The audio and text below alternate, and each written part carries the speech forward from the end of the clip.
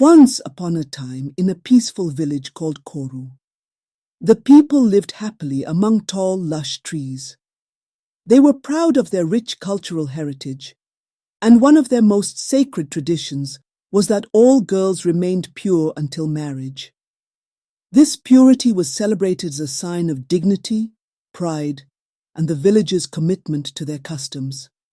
Parents boasted, "Our daughters are pure, just like the strong roots of KORU." But one day, tragedy struck. The crops withered, animals fell ill, and even the villagers themselves began to suffer from strange ailments. Fear and confusion spread across the village. The elders turned to the oracle, Orunwa, who revealed a grim truth. The gods were angry because the sacred traditions had been broken. To lift the curse, Orunwa declared, a sacrifice was needed, and it had to be performed by a true virgin maiden. As a reward, this maiden would marry a prince and bring honor to her family.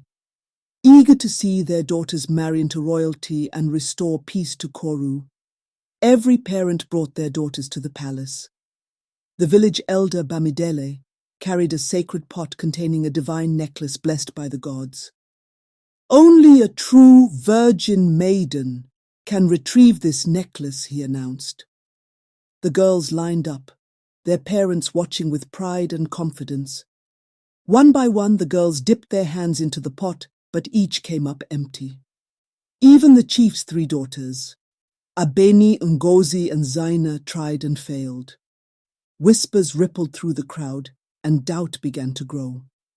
The villagers, once so confident in their daughters' purity, were now filled with unease.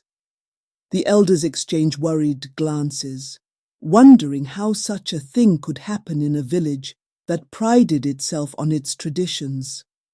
The blame quickly turned to a visitor in the village, Ifunaniyah, a strikingly beautiful young woman from the city. Ifunaniyah had come to KORU to visit her aunt, but her arrival had caused quite a stir. Her bright, revealing clothes and confident demeanor captivated everyone. The men admired her beauty, while the young women were enchanted by her modern ways, whispering, "I want to dress like Ifunaniyah," and "She's so confident and free." But Ifunaniyah harbored a secret. The gifts and money she flaunted were not simply from her charm. She had been meeting men in secret and exchanging companionship for gifts. One day, the chief's daughter, Abeni, followed Ifunaniyah and discovered her secret. Tempted by the prospect of gifts and attention, Abeni decided to try it herself. She shared the secret with her friends, and soon, more girls in the village began to follow Ifunaniyah's example. Ifunaniyah noticed the growing interest and began arranging secret meetings between the girls and the men, taking a share of their earnings. As the girls sought attention and material wealth, they drifted further from the traditions that had once defined KORU.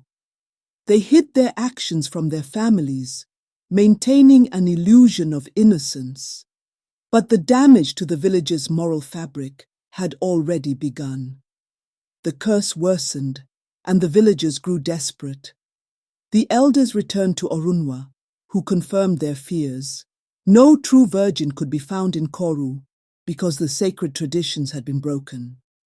To save the village, the elders decided that Ifunaniyah, the one they believed had caused the misfortune, would carry the burden of the sacrifice alone. With a heavy heart, Ifunaniyah was given a calabash filled with sacred offerings and instructed to take it to the holy altar deep in the forest. "This is your burden to bear," Orunwa said solemnly. For 2 days, Ifunaniyah walked through the dense forest, her feet aching and her heart weighed down with regret. She thought about her actions and the harm they had caused, not just to herself but to the entire village. Tears streamed down her face as she realized the magnitude of her mistakes. When she finally reached the sacred altar, Ifunaniyah placed the calabash down and knelt before it, crying out to the gods for forgiveness. She prayed not only for the curse to be lifted, but also for the strength to make amends for the damage she had done. A deep silence filled the air, and then a sense of peace washed over her. The gods had accepted her sacrifice. Ifunaniyah returned to KORU, and as she entered the village, she noticed a change. The withered plants began to sprout new leaves. The animals regained their strength, and the villagers who had been sick started to recover. The curse had been lifted, but the villagers, still angry and disappointed, banished Ifunaniyah to a small hut near the shrine. For 12 years she was tasked with performing all future sacrifices to the gods. Isolated from the rest of the village, Ifunaniyah lived a life of solitude and reflection. During her years of penance, Ifunaniyah came to understand the importance of tradition, respect, and humility. Her story became a cautionary tale told to the children of KORU. The elders, led by Bamidele, banned visitors from the city and worked to restore the village's sacred traditions, emphasizing purity, respect, and the values that had kept their community strong for generations. Ifunaniyah's name became a reminder of the consequences of abandoning one's cultural values. Though her journey was marked by hardship, it brought clarity to KORU and ensured that the village would never again stray from its roots. The once proud city girl who had caused so much turmoil now lived as a symbol of redemption and the enduring power of tradition. The story of Ifunaniyah and the village of KORU was passed down through generations, teaching the importance of integrity, humility, and respect for one's heritage. And so the people of KORU lived on, stronger and wiser, never forgetting the lessons learned from their darkest days.